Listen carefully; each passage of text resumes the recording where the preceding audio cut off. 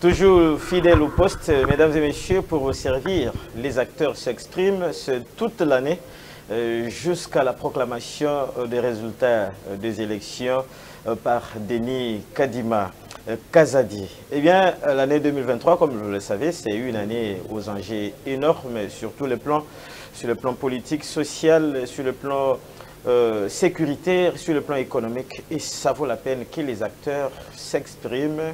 Quand on s'exprime là, on parle Congo, on parle République démocratique du Congo. Pour aujourd'hui, nous voulons décortiquer une pensée. D'ailleurs, c'est une question d'un téléspectateur qui voudrait que les acteurs de l'Union sacrée nous fassent la différence aujourd'hui sur le plan pragmatique, hein, de façon pragmatique, la différence qui existe entre le FCC et l'Union sacrée aujourd'hui. Alors, quand j'ai essayé un peu de parler avec le téléspectateur, lui ne comprend pas comment est-ce qu'on a décrié le FCC de Joseph Kabila 2018 et 2019, quand on faisait encore, c'est pas le mariage cash FCC, pour la gestion commune des institutions de la République. On a décrié que le FCC était médiocre et mauvais, mais aujourd'hui, ce sont les acteurs du FCC qui ont traversé tous du côté de l'Union sacrée. Eh bien, maintenant, les gens se posent la question de savoir en quoi le FCC de Joseph Kabila se distingue-t-il de l'Union sacrée de Félix Tshisekedi. Ce n'est pas parce qu'il y a des noms, mais sur terrain, sur le plan social, sur le plan économique, sur plusieurs angles de la vie sociale. Pour analyser cette thématique, il y a une actrice aussi de la société congolaise, une actrice majeure, Magali Dossi, de la DCU, parti cher à M. Vidi Chimonga, ancien président du Darekle Motema Pembe, président de la DCU. Bonjour madame. Bonjour monsieur Emile, merci pour l'invitation de ce jour. Je salue les téléspectateurs, je salue aussi votre équipe qui, grâce à elle, les téléspectateurs pourront suivre l'intégralité de cette émission. Voilà, très bien. Avant de parler de l'Union sacrée, eh bien, je vous invite quand même à répondre à ne fût-ce qu'à 2 questions de téléspectateurs sur la loi sur la congolité, parce que ça fait quand même jaser. Et tout le monde qui passe par ici ces derniers temps a droit quand même à donner son opinion, son point de vue par rapport aux préoccupations des téléspectateurs. Madame Magali Dossi, maître, qui est derrière cette loi? Qui est derrière cette loi? Cette proposition de loi. Mais la proposition s'appelle la proposition de loi dite Tchani. Ouais. Donc celui qui est derrière cette proposition n'est autre que M. Tchani. Donc je ne vois pas une autre réponse contraire que je peux donner. La loi porte le nom de la personne qui la porte et ce n'est autre que M. Tchani. Et certaines personnes ou certains Congolais et analystes estiment que ce n'est pas l'effet du hasard que Tchani soit du côté du pouvoir pour barrer la route à ceux que certains Congolais estiment qu'ils peuvent bagarrer politiquement avec Félix Tshisekedi en 2023, en décembre, à la présidentielle.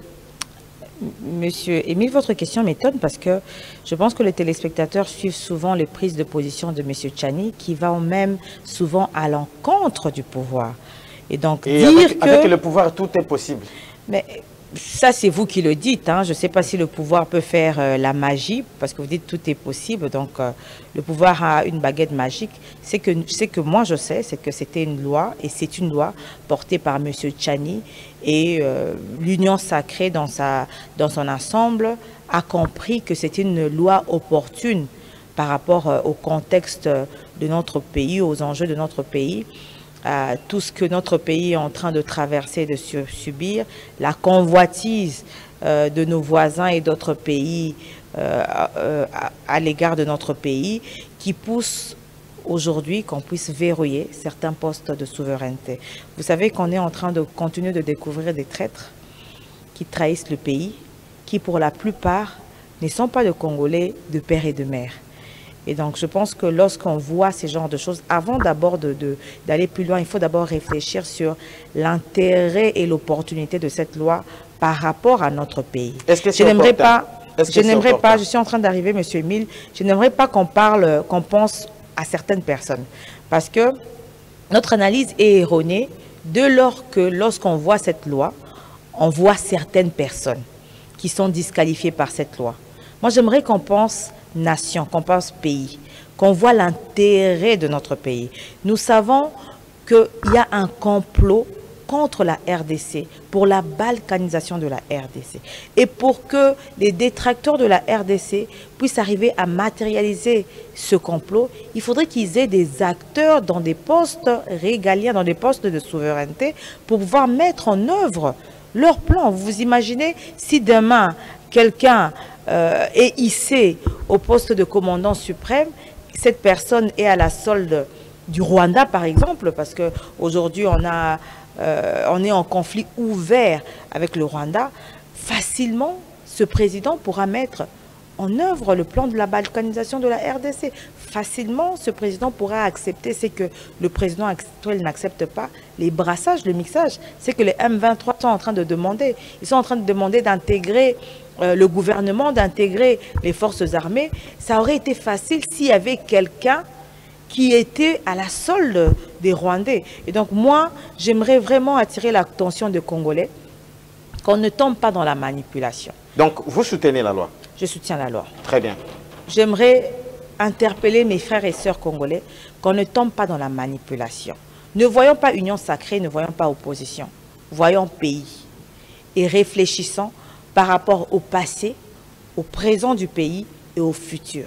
Qu'est-ce que le pays a eu à vivre?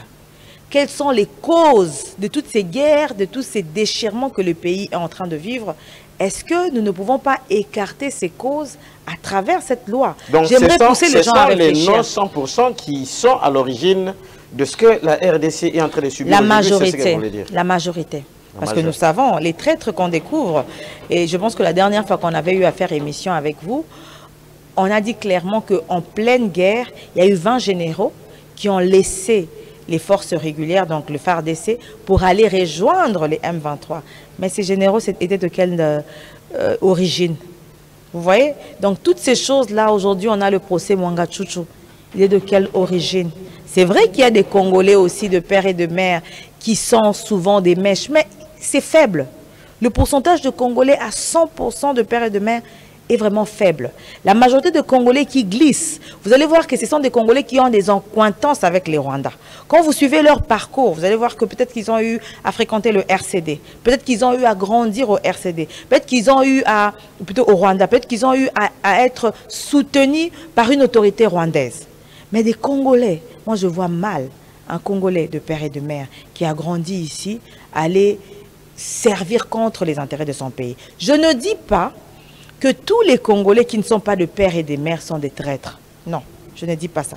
Que tous les Congolais de père et de mère qui ne sont pas de père et de mère sont prêts à trahir le pays. Non, je ne dis pas ça. Je ne vois que le danger qui est devant. Et pour moi, c'est ce que vous dites sans le dire. C'est ce que vous dites sans le dire. Non, là c'est comme si on généralisait. J'aimerais pas généraliser. Bon, on lit ce message, après on va passer. Cette loi n'a pas des raisons d'être. Un pays comme les USA avait accepté Obama comme président, qui était 50%, mais les députés veulent nous distraire pour rien. Papa, éco-changer, rien. Namboka, c'est M. Malambou depuis la commune de Bumbu. Parlons des États-Unis. Pour accéder à la magistrature suprême aux États-Unis, il faut être né sur le sol américain. Les Américains d'origine qui sont nés à l'extérieur, donc en dehors du territoire américain, ne peuvent pas avoir des ambitions présidentielles. Alors, parce que vous êtes, nous vous appelons maître, oui. Parce que vous êtes, on dit quoi? Vous êtes des juristes? Je suis avocate. Avocate, oui. Voilà. Alors, est-ce que cette proposition de loi, qui n'est pas encore jusque-là une loi, n'est-elle pas en opposition avec la Constitution de la République démocratique du Congo dans ses articles d'ailleurs 12, 13 ou encore 10, parce que l'article 10 définit qui est congolais d'origine, qui est congolais. On est congolais, soit on est congolais d'origine, soit on est congolais d'acquisition. C'est-à-dire, on est tout simplement congolais. Et l'article 13 ne voudrait pas qu'il y ait des discriminations. Oui. Et cette loi vient avec une mesure discriminatoire pour définir le pourcentage de congolités. Comment est-ce que vous, en tant que quelqu'un qui défend les autres, peut réagir à une telle proposition de loi? Vous savez, lorsqu'on réfléchit, souvent on avance. Ouais. On ne peut pas rester sur place lorsqu'on réfléchit de manière désintéressée ou de manière impartiale, pas désintéressée, impartiale. Vous savez, la dernière fois que j'étais sur ce plateau, j'ai eu à dire que pour moi, j'étais un peu perplexe. Parce que cette loi, pour moi, violait le prescrit de l'article 13 de la Constitution, qui est contre toute discrimination. Vous avez changé d'avis. Mais vous savez que toute loi, dès le départ, est d'abord discriminatoire. C'est comme ça que je disais que j'étais perplexe. Parce qu'il fallait voir tous les contours. C'est comme ça que j'avais demandé aux députés de faire attention, de pouvoir procéder à l'analyse et au vote de cette loi vraiment avec responsabilité et avec conscience. J'ai appelé les députés à être consciencieux et responsables. Parce que déjà au départ, toute loi est discriminatoire. Vous savez, l'article 70 de la Constitution qui pose les conditions pour être président de la République parle de Congolais d'origine. Qui est Congolais d'origine? On ne parle pas de Congolais, des gens qui sont naturalisés Congolais. Ouais. On parle de ceux qui, dès leur naissance, avaient la nationalité congolaise. Je vais aider le téléspectateur quand même, à lire un peu. On définit le Congolais d'origine dans l'article 10. Je peux lire quand même. Allez-y. La nationalité congolaise est une et exclusive. À tout le monde, elle ne peut être détenue concurremment avec aucune autre nationalité. La nationalité congolaise est soit d'origine, soit d'acquisition individuelle. Et Congolais d'origine, c'est là où je suis, toute personne appartenant au groupe ethnique dont les personnes et les territoires constituaient ce qui est devenu le Congo, présentement la République démocratique du Congo à l'indépendance. Vous avez parlé de l'article 70. Voilà. Là, on parle de conditions pour... Le président de la République est élu au suffrage universel direct pour un mandat de 5 ans. Bon, le deuxième paragraphe, à la fin de son mandat, ça c'est l'article 70. Vous parlez de... Je pense de l'article 72, hein, ouais, qui pose les conditions pour être pour briguer à la... Voilà, oui, ça c'est 72. Ouais. Ni ne peut être candidat à l'élection du président de la République s'il ne remplit les conditions ci-après. Première condition. Posséder la nationalité congolaise d'origine. 2. Être âgé de 30 ans au moins. Oui. Alors, nous avons expliqué, nous venons de lire qui est congolais d'origine dans l'article 10. Vous avez suivi, donc on a défini. Donc, Noël Tchani n'a pas tort. N'a pas tort. Mais pourquoi, cette fois-ci, il a prolongé quand même les verrous? Je pense qu'il a éclairci. Il a éclairci, c'est juste pour renforcer les conditions pour pouvoir briguer à la magistrature suprême. Je rappelle ici que ces conditions existaient sous Mobutu. Ouais. C'était très bien précisé qu'il fallait être congolais de père et de mère. Et donc aujourd'hui, je trouve que tout ce débat qui est en train de se dérouler, c'est parce que les gens ne comprennent pas très bien le prescrit de la Constitution. Parce que quand on lit bien la Constitution, on comprend que déjà pour briguer à la magistrature suprême, il faut être congolais d'origine. Et on vous donne la définition des gens qui rencontrent, comment dirais-je, qui sont des Congolais d'origine. Ce sont des groupes ethniques qui se sont retrouvés dans les frontières de la RDC avant les élections, en 1960. Oui. Et donc, il y a certaines personnes, certaines ethnies ou certaines personnes d'origine étrangère qui ne se sont pas retrouvées à l'intérieur des frontières du Congo en 1960, qui ne sont pas éligibles. Et donc, il y a certaines personnes aujourd'hui qui ont, je ne sais pas, père japonais, mère congolais, et qui était né au Japon et qui est japonais, qui a pu avoir maintenant la nationalité congolaise après par régularisation. Mais ça fait de cette personne non partante. Cette personne, elle est discriminée ou non? Elle est discriminée de par la loi. Vous avez même lu le deuxième point. Il faut être âgé de 30 ans. Au moins. C'est déjà discriminatoire. Parce qu'il y a des personnes de 28 ans qui sont des doctorants, qui ont aussi les moyens de pouvoir donner leur caution, mais qui sont exclus, qui sont discriminés. Donc la loi, par essence, elle est discriminatoire parce que certaines personnes ne se retrouvent pas dans toutes les lois qui existent. Très bien. Merci beaucoup, mesdames et messieurs. Nous sommes en direct. Si vous avez votre préoccupation, eh bien, le numéro sont là. Bon, les messages sont tellement nombreux que je ne peux pas quand même me mettre à lire tout ou à faire... à balancer tout le message. Il y a des audios, il y a des gens qui ont appelé, qui ont beaucoup écrit par rapport à cette proposition de loi. Revenons sur la thématique d'aujourd'hui. Benoît, aidez-nous avec le titre, la thématique. On parle de l'Union sacrée et du FCC. Le FCC qui était décrié, je l'ai dit au début de l'émission, décrié par son mauvais comportement, c'est-à-dire un comportement qui ne prenait pas en compte l'essentiel du peuple congolais et consorts. Aujourd'hui, les acteurs décriés jadis parce qu'ils appartenaient au FCC, ce sont aujourd'hui les acteurs majeurs de l'Union sacrée. C'est quoi cette histoire?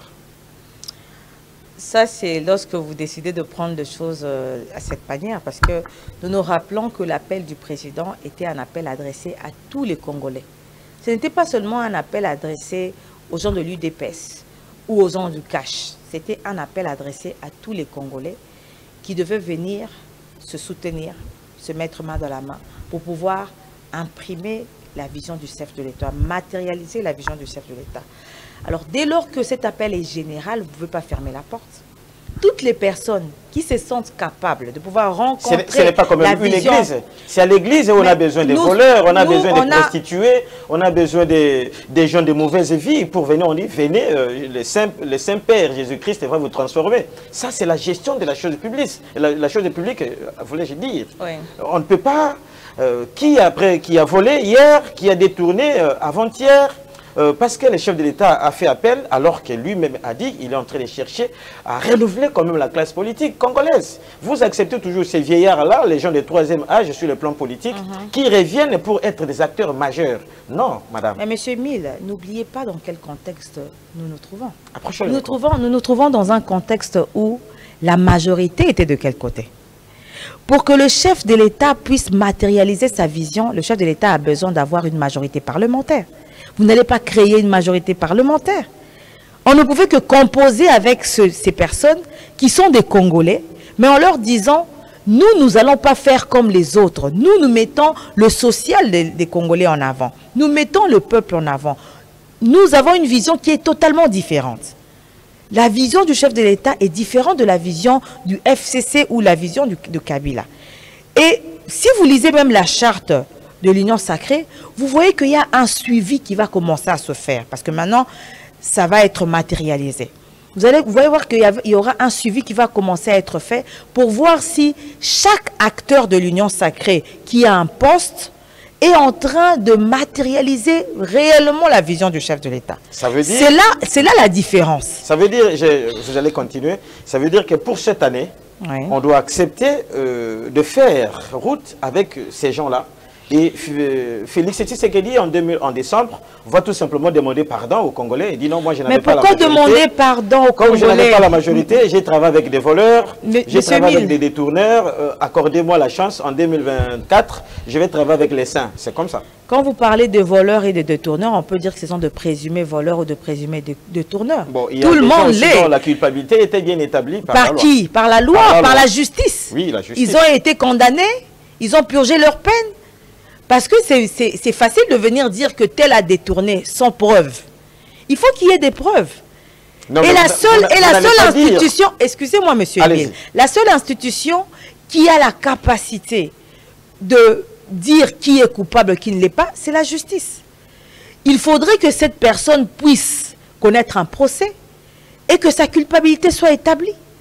Dès lors que sa culpabilité n'est pas établie, ce n'est qu'une présumée culpabilité. Est-ce qu'on peut refuser à une personne qui veut participer à la gestion, qui veut imprimer la vision du chef de l'État, est-ce qu'on peut lui fermer la porte? Cette personne qui nous permet d'avoir une majorité, nous sommes obligés de composer, nous étions obligés de composer avec eux, nous sommes obligés de composer avec eux. Donc c'est un cadeau. Voilà pourquoi un cadeau. Ce n'est pas un cadeau, c'est la politique, monsieur Émile. C'est la politique. Pour que je le répète encore, pour que le président qui a une vision puisse matérialiser sa vision, il doit avoir des gens qui soutiennent sa vision. Très bien. Des gens qui... C'est pas le chef de l'État qui va matérialiser sa vision. Okay. Sa vision est matérialisée à travers le gouvernement. Et ce gouvernement, pour que ce gouvernement puisse fonctionner, ce gouvernement doit être accepté par le Parlement, par l'Assemblée nationale. Mais si vous n'avez pas la majorité, comment allez-vous travailler? Vous voyez? Il y a une frange des Congolais qui estimait que, comme le président n'a pas la majorité, et comme il travaille avec des gens qui ne sont pas de la même vision que lui, la meilleure des choses à faire, c'est de dissoudre le Parlement et d'organiser les élections anticipées.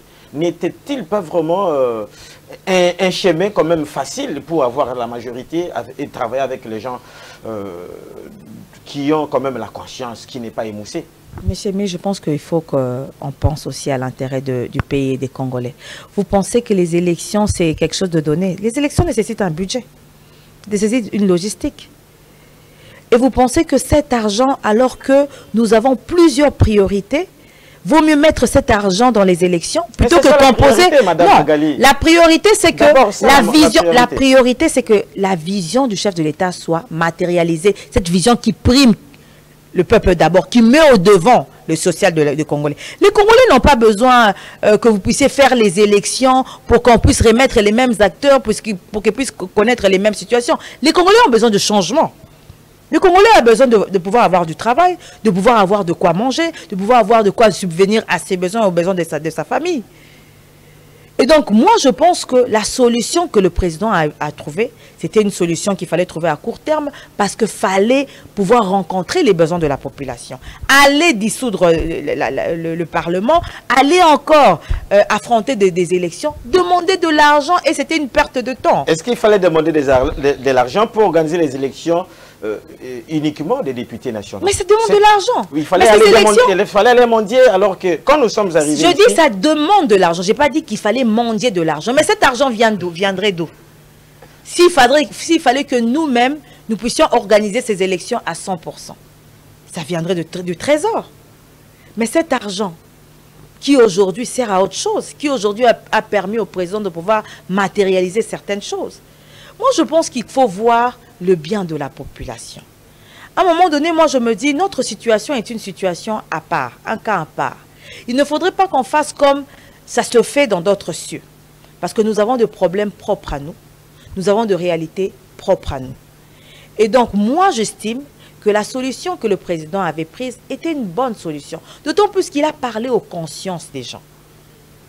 Il y a des défis à relever. Tout Congolais, même ceux qui sont en dehors de la politique. Parce que souvent, c'est vrai que c'est une émission politique, vous parlez avec une politicienne, mais c'est tout le monde qui devrait suivre cette vision qui prône, comme je disais, le social, le peuple en a d'abord le social de Congolais. Même ceux qui ne sont pas dans la politique. Ça devait susciter en eux une certaine révolte. Réveiller les gens, que chacun se dise, mais qu'est-ce que moi je peux faire là où je suis pour aider le pays à avancer? Parce qu'il y a beaucoup d'incivisme dans la population. Même par rapport à la gestion des immondices, ça c'est un point que je prends comme ça, un exemple que je prends comme ça. Si chaque Congolais gérait ses déchets alimentaires, ses déchets, il ne participerait pas au développement de la RDC, il ne participerait pas à l'élévation de la RDC, il participerait, même s'il n'est pas politique. Moi, je pense que c'est chaque Congolais, dans son secteur, vous vous rappelez encore dans sa la gestion maison, des immondices, dans les endroits où on a créé des poubelles publiques, oui. Mais ça faisait maintenant des montagnes. Oui. Il faisait des montagnes et que le pouvoir public était incapable de venir décharger les endroits et ça faisait, c'était aussi un autre problème. Oui. On fait comme la mais au moins, la ville était assainie. Si la ville est assainie et qu'il y a dans certains endroits des montagnes d'immondices qui traînent à être évacuées, c'est un autre problème qu'il faudra régler. Mais le premier problème qui sera réglé, ce serait déjà la ville aurait été assainie. Magali Dossi se décide de mener une nouvelle vie. Il fait un projet dans son quartier ou dans sa commune. Mais madame sait identifier les voleurs du quartier, sait identifier les Koulouna et consorts. Pendant elle veut aller vers l'excellence dans son projet. Non, elle se décide de faire route avec les Koulouna et les voleurs alors qu'il y a encore des gens qui ont des mains innocentes. Vous pouvez faire ça. Votre exemple ne tient pas par rapport aux réalités. Comment parce que je comprends. Mais je vous ai dit quelque chose. Je reviens encore, monsieur Emile. Je reviens. Je ne vous laisse pas répondre votre parole. J'aimerais rencontrer ce que vous venez vous dire. Okay. Je réponds. Je dis ceci. J'ai fait un exemple vraiment terre à terre. Ouais. Il est terre à terre. C'est-à-dire que le chef de l'État, Félix Antoine Tshisekedi Tshilombo, quand vous regardez dans tous les partis politiques, il y a des gens qui n'ont jamais travaillé au gouvernement. Il y a des gens qui n'ont jamais travaillé avec Mouzé, ils n'ont jamais travaillé avec Joseph Kabila, qui n'ont jamais travaillé dans tous les partis politiques. Il y en a.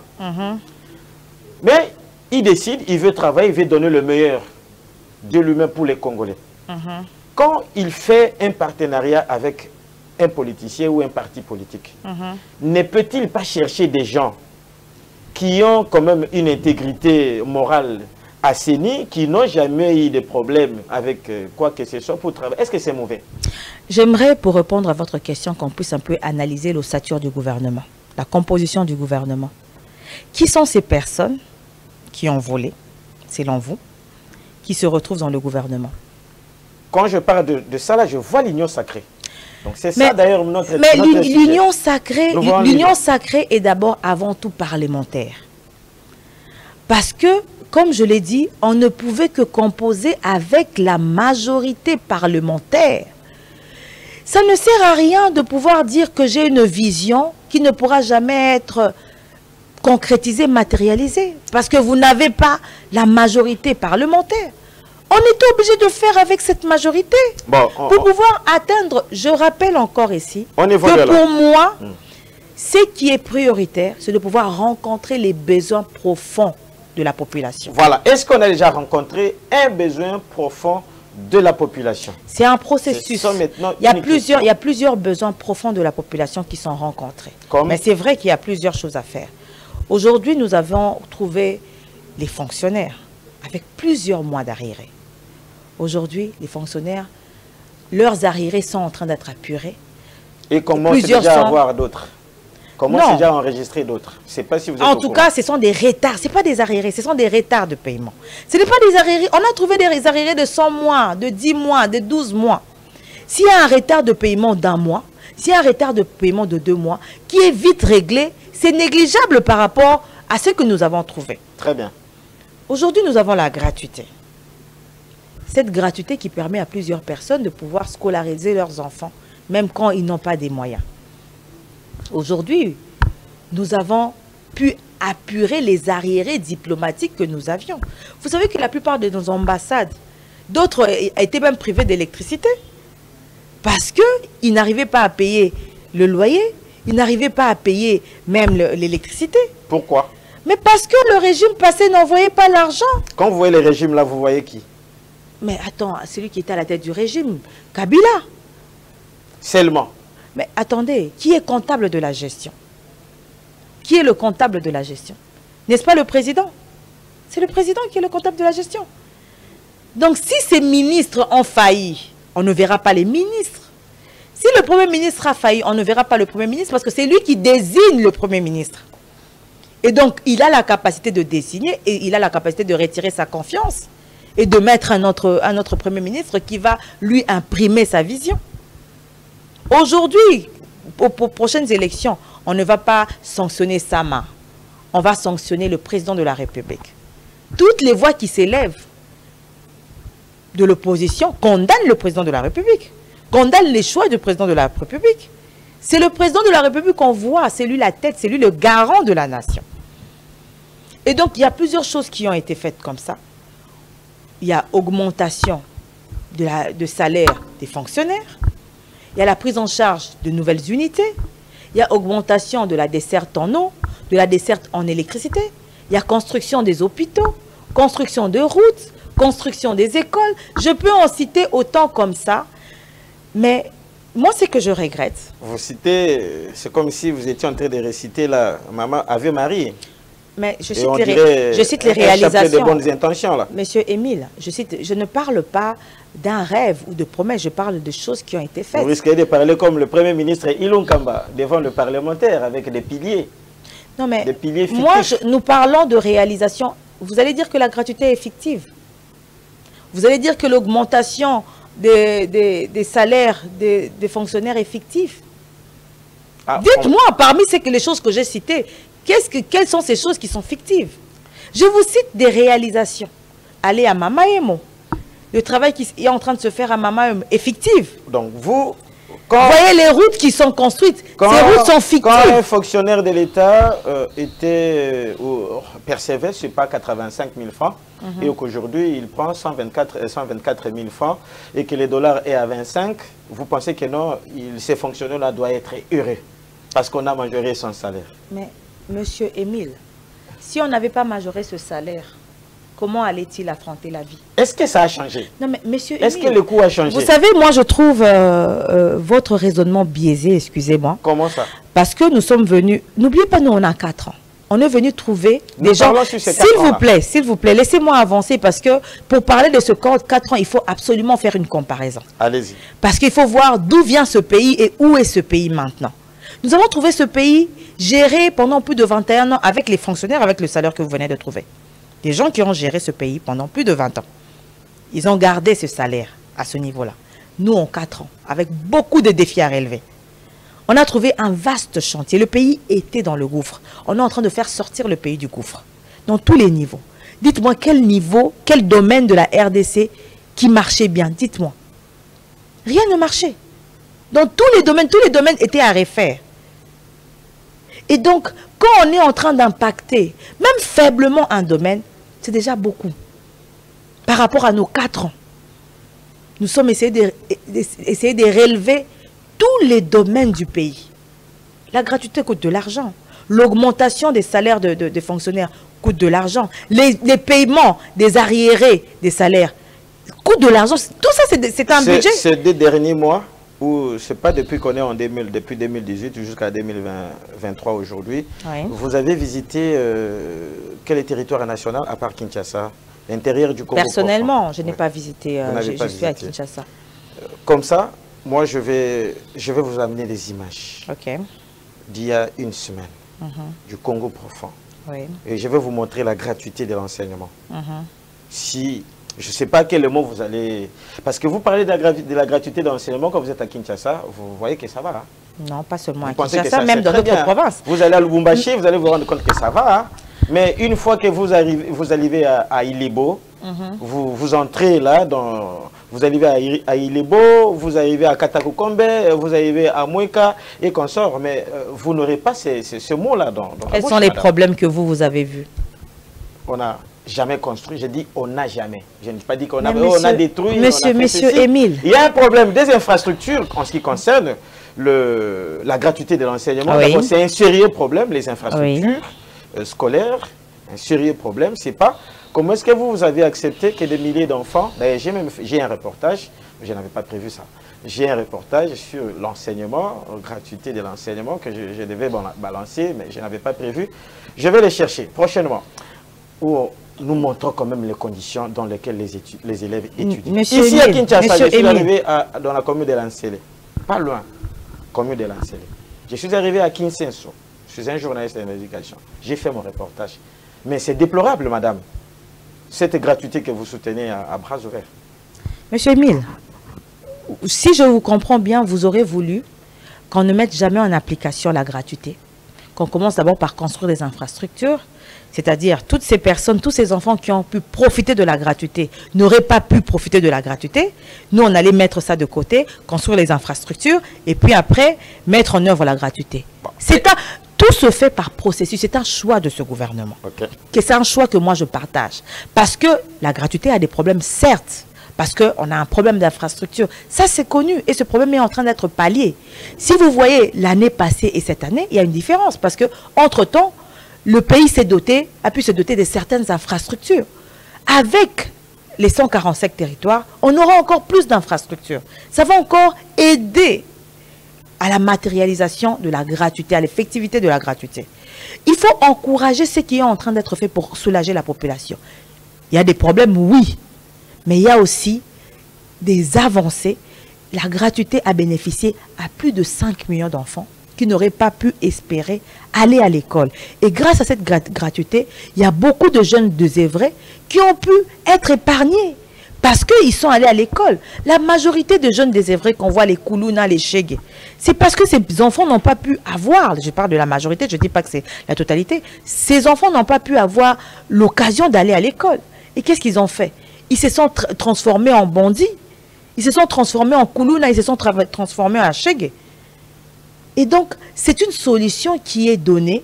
Cette solution n'est pas parfaite, mais c'est quand même une solution. Et comme c'est un processus, on est en train d'améliorer au fur et à mesure jusqu'à atteindre la perfection. Parce que très bien. La perfection n'existe pas, jusqu'à atteindre l'acceptable. La perfection existe toujours. C'est pour cette raison que ce mot existe. La perfection est difficile à atteindre. Voilà, c'est difficile à atteindre, mais elle existe quand même. S'il faut faire quand même un pas un peu en arrière, on reprochait quoi au FCC de Joseph Kabila quand il y a eu une séparation avec le cash? Mais ce qu'on reprochait, c'est que déjà le chef de l'État avait une vision, un programme pour le développement de la RDC. Mais il y a eu beaucoup de blocages de l'autre côté parce que, comme je le disais, le chef de l'État agit au travers du gouvernement. Parce que ce n'est pas le chef de l'État qui va commencer à imprimer sa vision. Il agit à travers de l'exécutif qui est le gouvernement. Et donc, comme ce gouvernement était à majorité FCC, au lieu de pouvoir matérialiser la vision du chef de l'État, eux, ils avaient, apparemment, ils n'avaient pas compris qu'il y avait un nouveau président. Ils faisaient toujours allégeance à l'ancien président et ils étaient toujours en train de suivre les mots d'ordre du FCC. Au lieu de suivre le mot d'ordre du gouvernement, du chef de l'exécutif, ils étaient en train de suivre le mot d'ordre du FCC. Et donc, ça faisait comme si le pays était géré par deux pays. Et un pays ne peut pas être par deux présidents. Et un pays ne peut pas être géré par deux présidents. Le président a essuyé beaucoup d'humiliations. Avant d'en arriver là, le président a supporté. Il a supporté, je pense qu'il a essayé de voir, essayé de raisonner la partie adverse pour dire, voilà, rassemblons-nous, unissons-nous pour l'intérêt de Congolais, parce que ma vision, c'est pour l'intérêt de Congolais, ce n'est pas pour l'intérêt des personnes ou ce n'est pas contre l'intérêt d'une catégorie des personnes. Mais nos amis du FCC n'ont pas voulu suivre la vision du chef de l'État. Ils ont préféré suivre la vision de leur autorité morale et ce qui devait arriver est arrivé. Et il y a eu divorce. Il y a eu rupture. Maintenant que vous vous retrouvez seul, avec l'Union Sacrée, les Congolais peuvent espérer mieux. Oui, les Congolais peuvent espérer mieux. Qui en a 4 ans ou c'est pas 6 ans ou 18 ans? Comment? Je ne comprends pas. Je dis, les Congolais peuvent espérer mieux. C'est ce qui n'a pas existé durant 18 ans ou 20 ans. Aujourd'hui, avec cette Union Sacrée... Parce que le Congolais voit déjà mieux. Je viens de donner une liste d'exemples qui montrent que les Congolais voient mieux, qui montrent qu'une personne qui est arrivée au pouvoir en 4 ans a fait beaucoup que d'autres qui ont été au pouvoir pendant plusieurs années. Je n'aime pas trop faire la comparaison, mais malheureusement, on est obligé de faire la comparaison pour voir les avancées de ce régime. Et donc, un Congolais qui analyse la situation froidement va comprendre que malgré tous les problèmes qu'a connus ce régime, d'abord, tous les blocages qu'on a connus quand on était dans ce mariage contre nature FCC Cash. Ensuite, on a connu la pandémie de la Covid. Et maintenant, on connaît la guerre entre l'Ukraine et la Russie. On connaît aussi la guerre à l'est du pays et toutes les agressions qui se font à travers le pays. Mais ce régime ne cesse de démontrer sa volonté de pouvoir changer le social du Congolais. C'est ce qu'il faut voir quand on analyse froidement la situation. Qu'est-ce que le pays est en train de faire? Qu'est-ce que le président, qu'est-ce que son gouvernement est en train de faire pour l'intérêt des Congolais? Et ce sont des choses qui se voient, et ce sont des choses qui sont concrètes. Le président est à l'écoute de la population. À chaque fois, vous voyez, à chaque fois que le président est avec sa population et que sa population réclame pour X, Y, Z, chose, vous allez voir que au prochain conseil de ministres, c'est à l'ordre du jour. On essaie d'en débattre, on essaie de trouver des solutions. Les mamans avaient crié. Oui, les mamans avaient crié Equita, dollar Equita, mais malheureusement, dollar Equita Kaboété, parce que là, il s'agit de l'économie du pays. Il s'agit, malheureusement, nous avons une économie extravertie. Et donc, nous subissons les chocs mondiaux. Et nous ne pouvons, c'est difficile de pouvoir, ce n'est pas avec une baguette magique. Nous avons vu, hein, c'est que la Banque centrale a essayé de faire pour combattre les marchés parallèles, pour pouvoir baisser le taux de change. C'était en vain parce que les problèmes sont plus profonds que ça. Et nous comptons sur le ministre de l'économie actuel, nous comptons sur son expérience, son profil, et nous attendons de voir ce qu'il va faire pour essayer de stabiliser la monnaie et de stabiliser les prix des denrées. L'actualité oblige, Madame Dossi, l'Est de la RDC, la force régionale de l'IAC est arrivée fait mandat, il y a 2 mois déjà. Mais jusqu'à la preuve du contraire, certains Congolais, voire plusieurs d'ailleurs, réclament le départ de cette force, mais le gouvernement se tait. Et aujourd'hui, cette force agit dans l'illégalité parce que, ayant dépassé quand même le délai, comment est-ce que vous trouvez ça? Dire que le gouvernement se tait, ce n'est pas une vérité, ce n'est pas la vérité, parce que le gouvernement ne cesse de le dire. Hein. Nous suivons souvent le point de presse du porte-parole du gouvernement. Et même dernièrement, nous avons suivi le ministre de la Défense qui a sollicité, obtenu une réunion de ministres des Défenses de tous les pays membres de l'EAC à Goma, qui va se tenir prochainement, dans le but de pouvoir encore voir comment renforcer encore cette force régionale qui, nous avons pu voir les territoires qui ont pu être récupérés, l'ont été récupérés de manière pacifique. Ils n'ont pas ouvert le feu. Ils ont leur façon de faire les choses alors que leur mission est une mission offensive. Et donc, ce sont ces genres de choses qui doivent être revues. Le gouvernement congolais est en train de vouloir obtenir 3 mois de plus parce qu'ils se disent que dans les 3 mois de plus, le retrait effectif du M23 dans certains territoires sera effectif et ensuite on pourra voir la nécessité de garder la force régionale ou pas. Comment est-ce que vous trouvez cette décision prise par le chef de l'État de signer quand même ces accords avec la force de l'EAC? Mais ces accords ont été signés dans un seul but, dans le but de venir renforcer les FARDC, dans le but de pouvoir mettre hors d'état de nuire les M23. Et donc moi, je pense que toute la population a acclamé, toute la population était derrière le chef de l'État parce que nous cherchons des solutions rapides pour pouvoir mettre fin à toute cette souffrance que vit notre population de l'Est et même le pays dans son entièreté.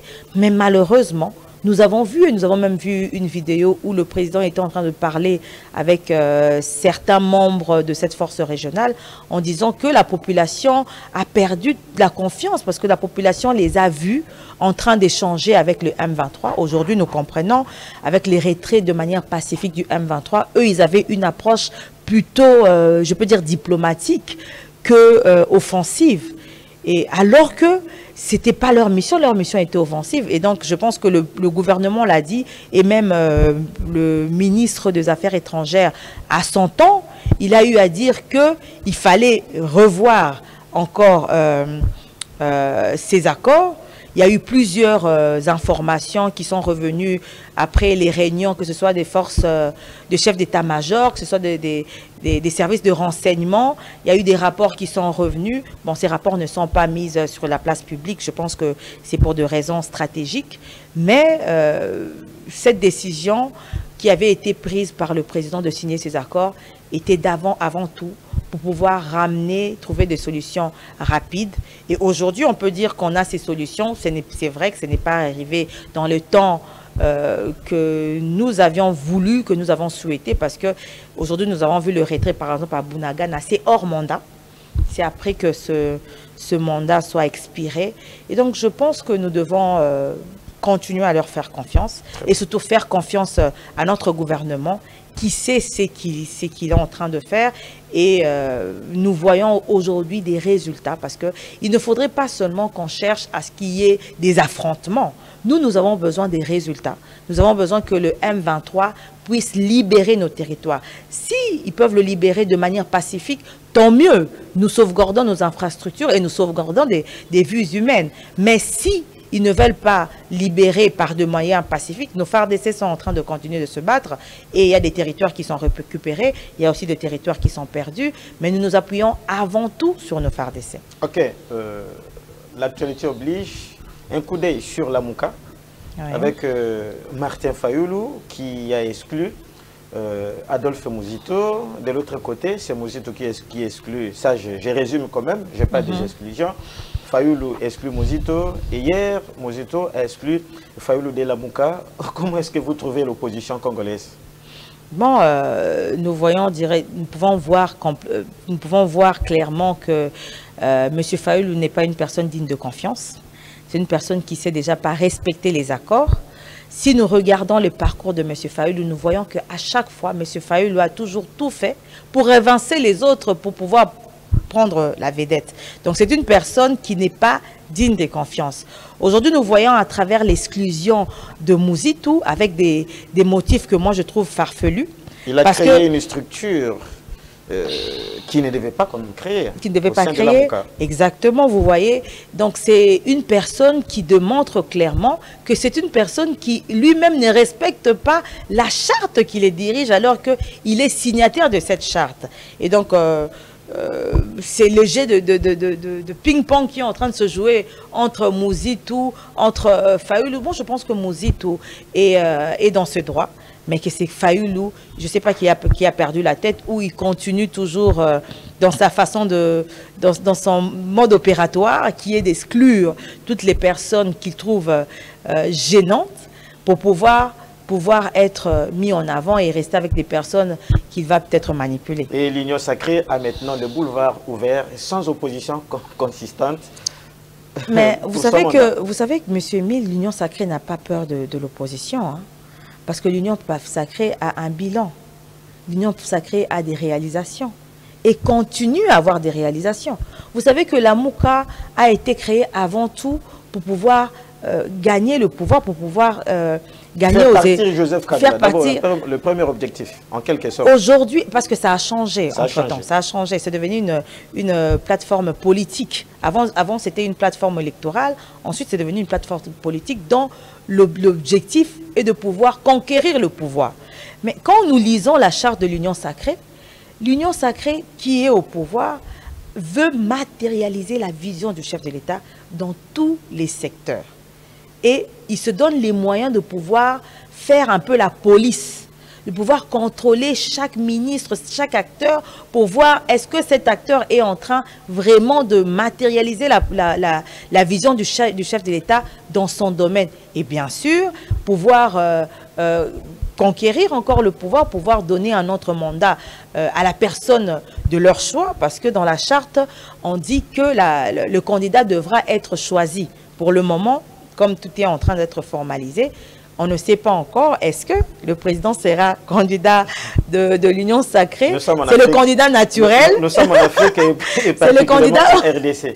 C'est le candidat naturel de l'Union sacrée. Mais du côté Lamouka, vous avez vu que Lamouka a balayé tous les concurrents pour ne rester que Martin Fayoulou seul, pour pouvoir être le seul à pouvoir être aligné comme candidat président de la République. On a fini. 30 secondes. Vous avez quelque chose à ajouter? Quelque chose que vous n'avez pas encore dit depuis qu'on a commencé l'émission? En tout cas, ce que j'aimerais dire, c'est que par rapport aux enjeux de l'heure, j'aimerais plutôt revenir sur la loi dite Chani. Okay. J'aimerais réveiller les consciences de mes frères et sœurs congolais. J'aimerais encore rappeler ce que j'ai dit quand on a commencé cette émission. Ne voyons pas les personnes, ne voyons pas les politiques, voyons pays. Parce que quand on pense pays, on peut réfléchir avec toute impartialité. Mais quand on a des penchants, je suis de l'Union sacrée, je suis de Lamouka, je suis de ceci. Moi qui vous parle, le président de mon parti est mulâtre. Et donc il pouvait ou il peut avoir des ambitions présidentielles. Mais cette loi le met hors course. Mais je pense que tout patriote qui met les intérêts du pays avant, qui réfléchit par rapport à tout ce que connaît le pays, va réfléchir de manière impartiale et va voir l'opportunité de cette loi. Merci. On a fini, mesdames et messieurs. Nous sommes dans les temps. Merci Benoît Goudier, merci Yann Moutoubile, merci à la grande équipe technique chapeautée par Jean Mouakadi. Merci beaucoup à notre DG Raymond Louneko qui nous suit depuis quelque part et à toute la grande équipe de la rédaction. Donc, on se retrouve demain à la même heure, 14h10. Retrouvez cette émission sous d'autres plateformes, notre YouTube Mbelela 7, mais aussi en rediffusion sur Télé 7. Au revoir, on se retrouve demain. Restez branchés sur Télé 7.